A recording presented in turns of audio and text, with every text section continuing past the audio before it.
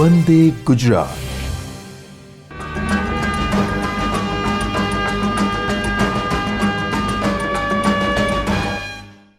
નમસ્કાર. આજના virtual classroom training સેશનમાં હું આપ સૌનું હાર્દિક સ્વાગત કરું છું. હું નેહા ચૌધરી, સુઈ કોપા. આપણા આઈટીઆઈમાં ચાલતા કોપા ટ્રેડમાં ચેપ્ટર છે ટેલી ERP 9ની અંદર POS invoice in Tally ERP 9 વિશે આજે આપણે અભ્યાસ કરીશું. તો ટેલીની અંદર POS શું છે અને POS ઇનવોઇસ કેવી રીતે જનરેટ કરવું તેમજ POS ઇનવોઇસની પ્રિન્ટ કાઢવી કેવી રીતે એ બધું આજના લેક્ચરમાં આપણે જોઈશું.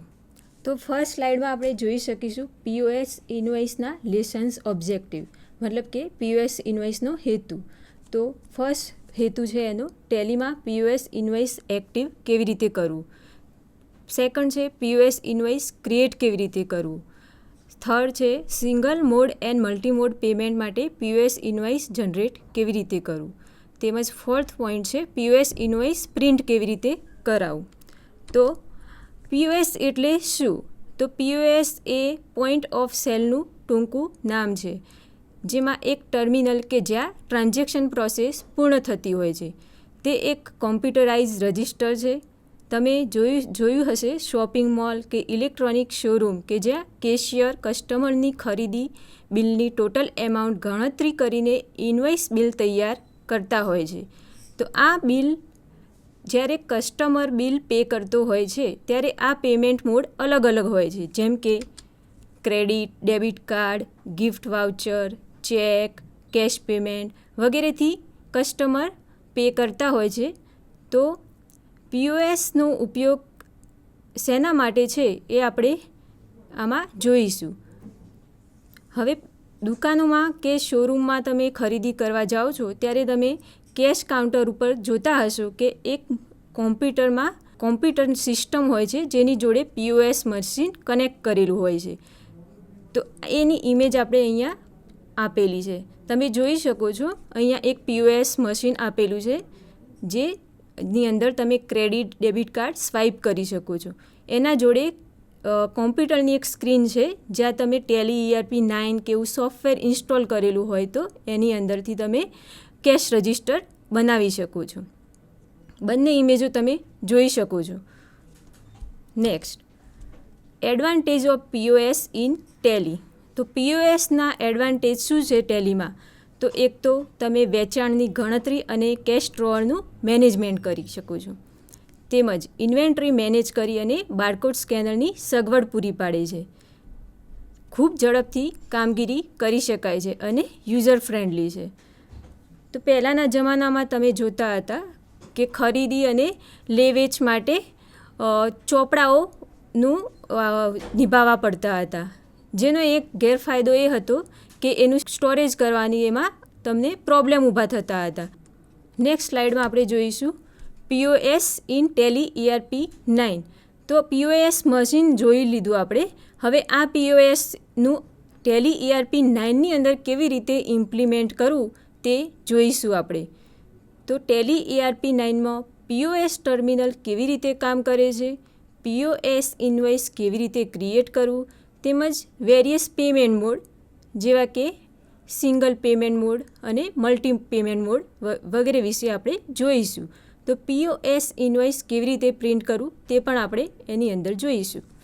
નેક્સ્ટ, POS ઇનવોઇસ ક્રિએટ કેવી રીતે કરવું. પહેલો POS ઇનવોઇસની અંદર પહેલું કાર્ય છે POS ઇનવોઇસ ટેલીની અંદર આપણે કેવી રીતે ક્રિએટ કરવું. તો તે માટેનું પ્રથમ સ્ટેપ છે POS વાઉચર ટાઈપ ક્રિએટ કરાવવું. તમને ખ્યાલ જ હશે કે વાઉચરના 18 ટાઈપ છે ટેલીની અંદર, જેવા કે sales voucher, purchase voucher, sales order voucher, purchase order vouchers વગેરે. તો આપણે અહીંયા એક વાઉચર ક્રિએટ કરાવીશું. તે માટેના સ્ટેપ નીચે મુજબ છે. ગેટવે ઓફ ટેલીની અંદર એકાઉન્ટ ઇન્ફોની અંદર વાઉચર ટાઈપમાં ક્રિએટ બટન ઉપર ક્લિક કરીશું તો નીચે મુજબની સ્ક્રીન આપણે દેખાશે. આ ટાઈપની સ્ક્રીન આપણે જોઈ શકીશું. અહીંયા આપણે ઉપર સ્ટેપ છે એના બતાવેલા છે. ગેટવે ઓફ ટેલીની અંદર એકાઉન્ટ ઇન્ફોની અંદર તમે સેકન્ડ ઇમેજમાં જોઈ શકો છો વાઉચર ટાઈપમાંથી તમે ક્લિક કરશો એટલે વાઉચર ટાઈપની અંદર ક્રિએટ, ડિસ્પ્લે, અલ્ટર અને ક્વિટ એવા 4 ઓપ્શન આવશે. એમાં આપણે ક્રિએટ ઓપ્શન પર ક્લિક કરીશું કેમ કે આપણે વાઉચર ક્રિએટ કરાવવાનું છે. તો નેક્સ્ટ સ્લાઇડમાં તમે જોશો તો એક વાઉચર ટાઈપ ક્રિએટ કરવા માટેનો વિન્ડો ઓપન થાય છે. એની અંદર ડિટેલ ફિલઅપ કરવાની છે બધી, જેમ કે નેમ છે, POS ઇન્વોઇસ, આપણે POS ઇન્વોઇસ બિલ જનરેટ કરવાનું છે એટલે આપણે નામ આપ્યું છે POS ઇન્વોઇસ. તમે તમારી મરજીનું કંઈ પણ નામ આપી શકો છો.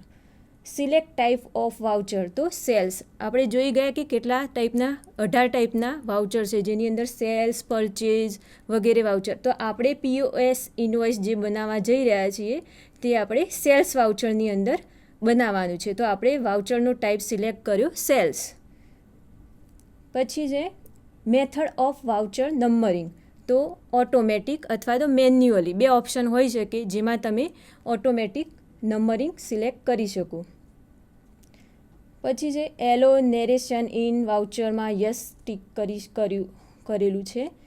આ બાજુના કોલમમાં સેકન્ડ કોલમમાં જોઈ શકો છો તમે પ્રિન્ટિંગ ઓપ્શનની અંદર આપણે આપીશું યસ, પ્રિન્ટ વાઉચર આફ્ટર સેવિંગમાં યસ આપીશું કે જેથી આપણે જ્યારે વાઉચર ક્રિએટ કરાયા પછી પ્રિન્ટ કરાવી શકીએ. પછી છે યુઝ ફોર POS ઇન્વોઇસિંગ, અહીંયા મેઇન સ્ટેપ છે POS ઇન્વોઇસ માટેનું જેની અંદર આપણે યસ સિલેક્ટ કરીશું એટલે કે આપણું બિલ છે એ POS ઇન્વોઇસ જનરેટ થશે. હવે તમે જ્યારે યસ આપશો ત્યારે નીચે મેસેજ માટેના સ્પેસ જનરેટ થઈ જશે જેમાં મેસેજ ટુ પ્રિન્ટ 1, અહીંયા તમે મેસેજની અંદર થેન્ક યુ, વિઝિટ અગેન લખી શકો છો. જે તમે જ્યારે ખરીદી કરીને બિલ તમારા જોડે આવે છે ત્યારે તમે જોઈ શકતા હો છો ઘણા બિલોમાં લખેલું હોય છે કે thank you and visit again. પછી છે default title to print on ઇન્વોઇસની અંદર ટેક્સ ઇન્વોઇસ લખીશું. સેટ ઓર અલ્ટર ડિક્લેરેશનની અંદર યસ. નેક્સ્ટ છે how to use POS voucher. હવે આપણે આ વાઉચર POS ઇન્વોઇસનું કરાયું. હવે આપણે આ POS ઇન્વોઇસ વાઉચર ક્રિએટ કરાયા પછી આપણે આ વાઉચરનો ગેટવે ઓફ ટેલીની અંદર કેવી રીતે યુઝ કરીશું. તો એના માટેના સ્ટેપ છે ગેટવે ઓફ ટેલીની અંદર એકાઉન્ટિંગ વાઉચરની અંદર શોર્ટકટ કી છે F8 શોર્ટકટ કીનો મતલબ છે સેલ્સ વાઉચર. અહીંયા ગેટવે ટેલીની અંદર તમારે બધી શોર્ટકટ કીઓ ખાસ યાદ રાખવાની છે કેમ કે આખું ટેલી જ શોર્ટકટ કીઓ પર બનાવેલું છે. તો અહીંયા F8 શોર્ટકટ કીનો મતલબ છે સેલ્સ વાઉચર. સેલ્સ વાઉચરથી તરત જ વાઉચર ટાઈપનું લિસ્ટ બાજુના વિન્ડોમાં તમે જોઈ શકો છો. તો આપણે POS ઇન્વોઇસ નામનું વાઉચર ક્રિએટ કરાવ્યું જે આપણે વાઉચર ટાઈપની અંદર સિલેક્ટ કરીશું. આપણે સિલેક્ટ કર્યા પછી નેક્સ્ટ સ્લાઇડમાં આપણે જોઈ શકીશું સ્ક્રીન જે દેખાય છે. આ સ્ક્રીનની અંદર તમે જોઈ શકો છો મલ્ટીમોડ પેમેન્ટ, રેડ કલરના બોક્સમાં તમે જોઈ શકો છો મલ્ટીમોડ પેમેન્ટ, બરાબર. તો અહીંયા આપણે Ctrl+P શોર્ટકટ કી છે જેનાથી તમે સિંગલ મોડ પેમેન્ટમાંથી મલ્ટીમોડ પેમેન્ટમાં જઈ શકો છો અને મલ્ટીમોડ પેમેન્ટમાંથી સિંગલ મોડ પેમેન્ટ વિન્ડોમાં જઈ શકો છો. અહીંયા હાલ મલ્ટીમોડ પેમેન્ટ બટન એક્ટિવ છે, એનો મતલબ કે અત્યારે આપણી સ્ક્રીન જે છે એ સિંગલ મોડ પેમેન્ટની અંદર છે. હવે સિંગલ મોડ પેમેન્ટ શું છે અને મલ્ટીમોડ પેમેન્ટ શું છે? તો સિંગલ મોડ પેમેન્ટ એટલે કે તમે જ્યારે પેમેન્ટ કરો છો ત્યારે ફક્ત કેશથી પેમેન્ટ કરતા હોય તો એ કહેવાય સિંગલ મોડ પેમેન્ટ. અને મલ્ટીમોડ પેમેન્ટ કે જેમાં તમે ક્રેડિટ કાર્ડ, ડેબિટ કાર્ડ, ચેકના મદદથી પે કરતા હોય તો એ છે મલ્ટીમોડ પેમેન્ટ. અહીંયા સિંગલ મોડ પેમેન્ટની અંદર એરોની અંદર તમે આ બાજુ જોઈ શકો છો કેશ લખેલું છે, મતલબ કે અહીંયા જે પણ તમારી આઇટમ રાઈસ, શુગર, ગ્રામ ફ્લોર વગેરે જે છે એનું ટોટલ જે બિલ પેમેન્ટ થયેલું છે એ તમે શેનાથી કરશો? કેશથી કરશો. Next window. આ વાઉચરમાં આપણે ફક્ત કેશ રિસીવ કરીશું. કેશ લેજર એટલે કે ખાતું સિલેક્ટ કરીને કેશ ટેન્ડર એન્ટર કરવાથી ઓટોમેટિક બેલેન્સ કેલ્ક્યુલેટ થઈ અને ડિસ્પ્લે થશે. Ctrl+Aથી સિંગલ મોડ પેમેન્ટ સેવ કરીશું. અહીંયા ફરી એક શોર્ટકટ કી આવે છે Ctrl+A, જે ટેલીની અંદર સેવ કરવા માટેની શોર્ટકટ કી છે. તો અહીંયા તમે જોઈ શકશો કેશ છે, તમારું ટોટલ બિલ છે 18,850. હવે ધારો કે આ જે કંપની એ છે એનું ખાતું ઓલરેડી અંદર ચાલતું હોય અને એની અંદર 19,000 બેલેન્સ છે, તો તમારું 18,850 રૂપિયા કટ થશે અને 150 રૂપિયા જમા રહેશે.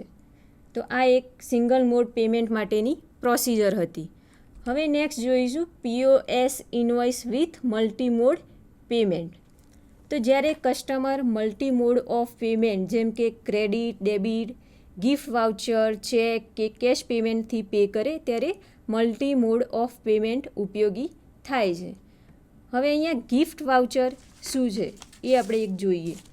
ગિફ્ટ વાઉચર વસ્તુ એ છે કે જ્યારે તમે કોઈ શોપિંગ મોલમાં ખરીદી કરવા જાઓ છો અને કોઈ ઓફર ચાલતી હોય છે અને એ લોકો તમને એક ગિફ્ટ કાર્ડ આપતા હોય છે 1,000 રૂપિયાનું કે 5,000 રૂપિયાનું. હવે આ ગિફ્ટ કાર્ડ તમે કોઈને ગિફ્ટ પણ કરી શકો છો અથવા તો તમે નેક્સ્ટ શોપિંગની અંદર એનો યુઝ કરી શકો છો. તો જ્યારે તમે નેક્સ્ટ ટાઈમ શોપિંગ કરવા આવો ત્યારે એ ગિફ્ટ કાર્ડ આપીને તમે સામે વસ્તુ પરચેસ કરી શકો છો.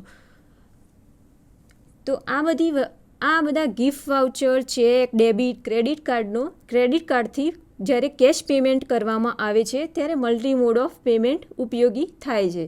હવે આપણે નેક્સ્ટ અગાઉની સ્લાઇડમાં જોઈ ગયા જેમ કે Ctrl+P શોર્ટકટ કી છે મલ્ટી મોડ પેમેન્ટમાં જવા માટે અને મલ્ટી મોડમાંથી સિંગલ મોડમાં જવા માટે. તો આપણે Ctrl+P કી પ્રેસ કરીને મલ્ટી મોડ પેમેન્ટ વિન્ડોમાં આવી જઈશું.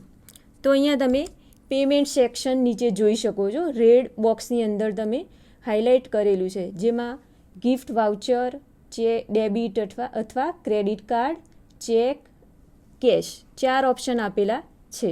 તો અહીંયા ફક્ત કેશથી પેમેન્ટ નહીં પરંતુ આ જે 4 ઓપ્શન આપેલા છે એ 4 ઓપ્શનથી પણ તમે પેમેન્ટ કરી શકો છો. નેક્સ્ટ અહીંયા એક ઉદાહરણ આપણે લીધેલું છે. ધારો કે કોઈ કસ્ટમર છે જેને 18,850 રૂપિયાનું બિલ થયેલું છે જેમાં તે 5,000 રૂપિયાનું ગિફ્ટ વાઉચરથી પે કરે છે, 5,000 રૂપિયા કેશ અને બાકીના ડેબિટ કાર્ડથી પે કરે છે.